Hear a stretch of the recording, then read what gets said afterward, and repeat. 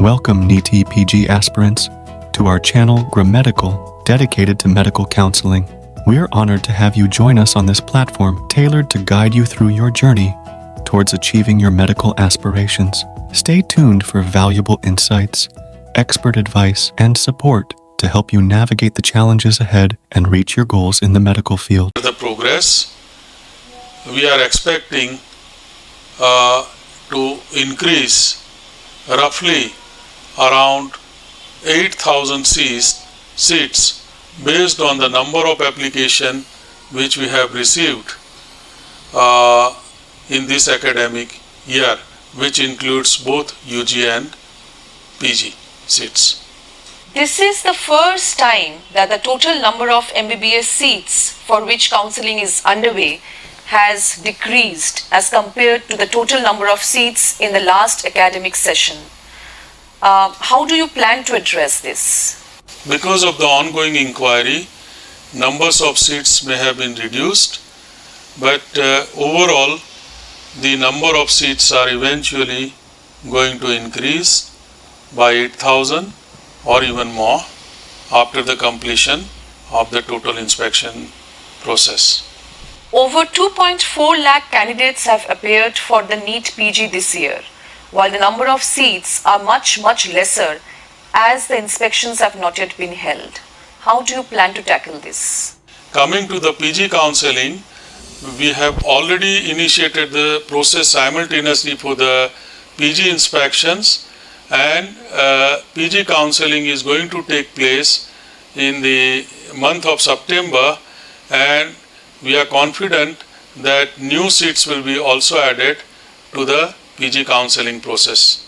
Posts of presidents and members in various boards like the UG board and ethics and registration board are vacant. How will NMC operate without these vacant posts being filled up?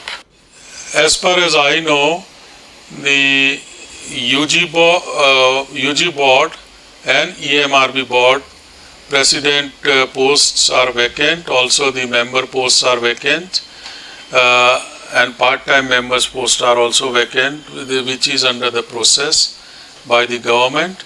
Until then, we have postgraduate board president, we have MOB president and myself, as well as a very strong admin team is in the place, and since this responsibilities has been vested upon me, we will ensure that the process doesn't suffer. Today we have with us Dr. Abhijit, who last week took over as the chairperson of the National Medical Commission, the apex regulatory body for medical education in the country. Dr. Sheth also heads the National Board of Examinations in Medical Sciences, which conducts the entrance exams for the postgraduate and super specialization medical courses. Dr. Sheth has been heading MBEMS for the last 9 years, and under his leadership, there has been tremendous growth in the board. Namaste and thank you so much, ma'am. Sir, your appointment comes at a crucial time when NMC's role in assessment of medical colleges has come under scanner. There have been allegations of corruption against former members of NMC and some staffers. What steps will you take to strengthen the assessment procedure to prevent such lapses? Yes, it is true that during the time of joining, these allegations are a serious concern for NMC. However, after joining, I reviewed along with my team regarding the overall processes and the problems, and I must say first of all that these allegations against people and institutions are very handful numbers of institutions against the scale on which the NMC is handling their assessment operations across the country.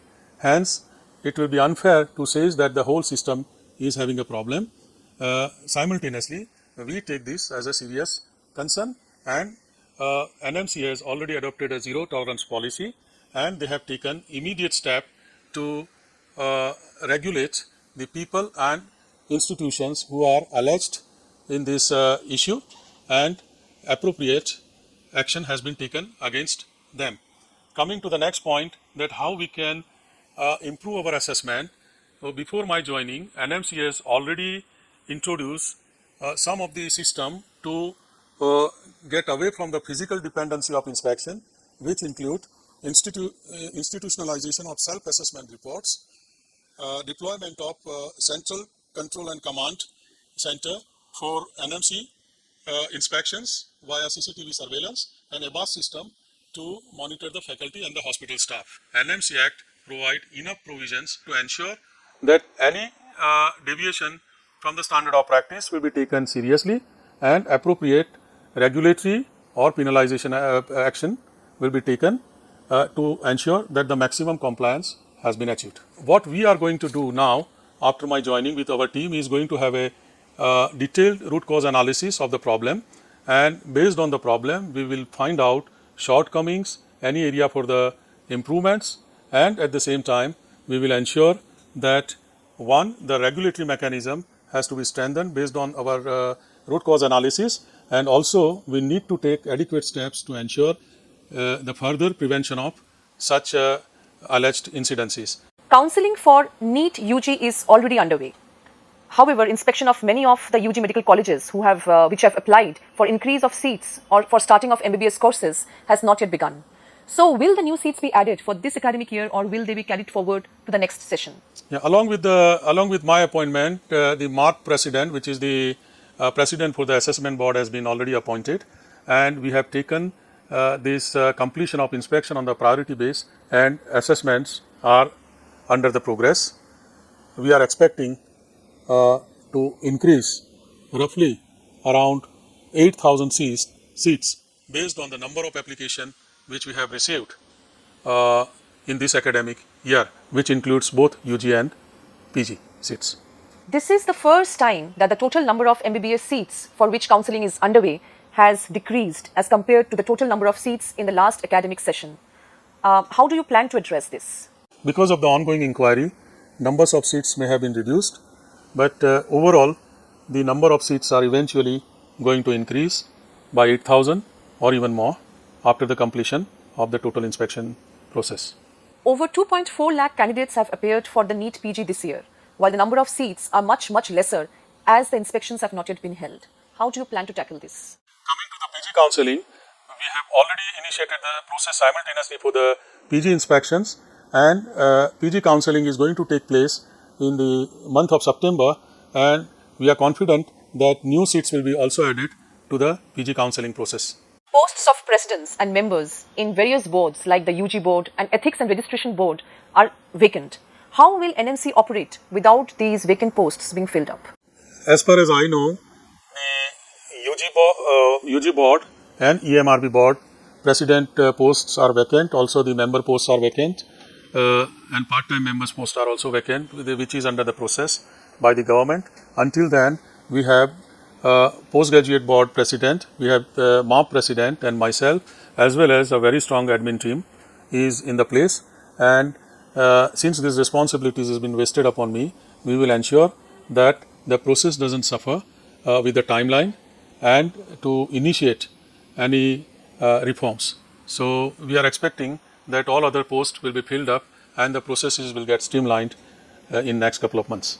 National Medical Register, NMR, which was started last year for creating a centralized digital database of all licensed allopathic doctors in the country, has so far seen only 700 registrations out of the 13 lakh doctors in the country. How will you encourage doctors to register on it? Yes, it is true that this process has been very slow. First of all, I'll say that NMC has got already 13 lakh plus of Indian medical registered doctors database with them.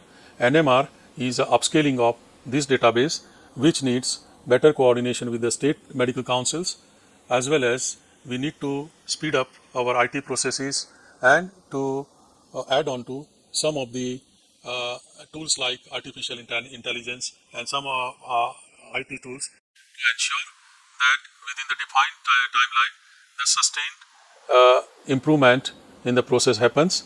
And we have set it up timeline for 6 months, where you will see substantial increase in the numbers and improvement with the NMR will take place. Number of medical colleges in the country has increased dramatically since 2014. However, there are concerns regarding the quality of doctors passing out from these medical colleges. How will you ensure that the quality and standard of medical education is maintained? Both numbers and quality of medical education is equally important. the increasing in number is required to bring the sustainable quality in the medical education over the long time and to bring the uniformity of delivering the healthcare across the country, while will ensure that while increasing the number, the quality of the medical education doesn't get diluted. Simultaneously, we have initiated and strengthened our process of accreditation to ensure that the bare minimum standards in faculty requirements, in infrastructure requirements, and in clinical material requirements are met up with, and that will certainly helpful to escalate the quality. Also, we have initiated a process of 5 digital model where we are encouraging our institution to adopt new solutions beyond the physical education that includes skill and virtual education to address the competency based training and digital and e-learning solution to bring the uniformity in the medical training across the board. NMC, we strongly believe innovation, integration and implementation, and innovative medical practices we are promoting amongst our stakeholders, and NMC will be very happy to support the new innovative models to adapt into the medical education system.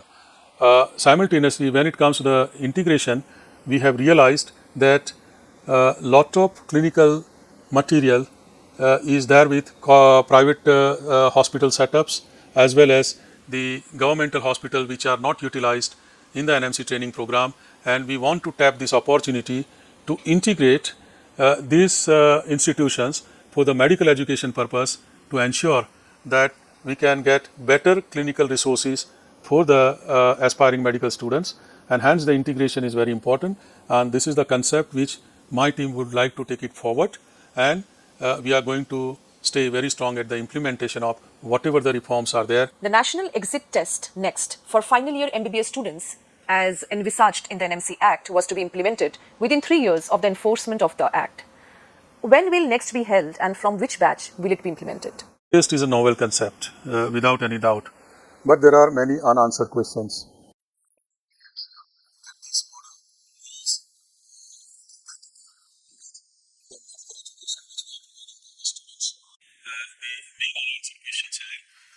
How we are going to transit from the state level university examination to the central model. Second is we want to ensure that what the difficulty level which we are going to set up with this examination. The third is how we will create a positive perception of this examination across our stakeholders, both the faculties as well as the medical students. And in this direction, we are working. Already Ministry of Health and Family Welfare has worked in this direction for last couple of years. However, I feel it will take a while to start next exit exam.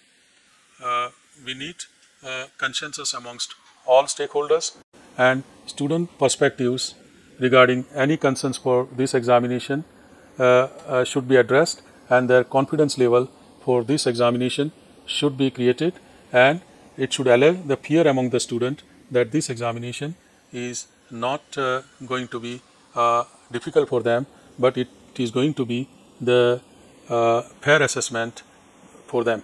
Till we addresses all these ground level issues and we make sure that it is acceptable to all the stakeholders to take this examination comfortably, to run across the country in uniform way, it will take a little while, but we certainly support the next examination as a good novel concept, and eventually we would like to work for it.